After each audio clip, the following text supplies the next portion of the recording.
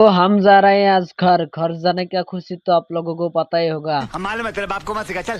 फिर हम बस पकड़ के जा रहा हूँ स्टेशन। इतना बड़ा यूट्यूबर होने के बाद भी बैठने नहीं दे रहा है। फिर हम पहुंच गए स्टेशन। स्टेशन आने के बाद देखा है इतना भीड़ है, क्या बोलो, आदमी लाइन लग रहा है।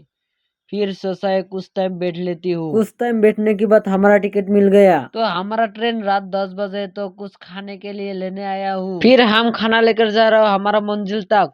फिर हम सब लोगों ने बैठ के मस्ती से खाना खा रहा हूँ। फिर कुछ टाइम इंतजार करने के बाद हमारा बुलेट ट्रेन आ गया। ट्रेन पे उतरने के बाद देखा इतना भीड़ है, क्या बोलो, बांग्लादेश जैसा हो गया हमारा इंडिया का ट्रेन भी। तो मेरा तो हालत ही खराब हो गया। तो फाइनली पहुंच गए चेन्नई।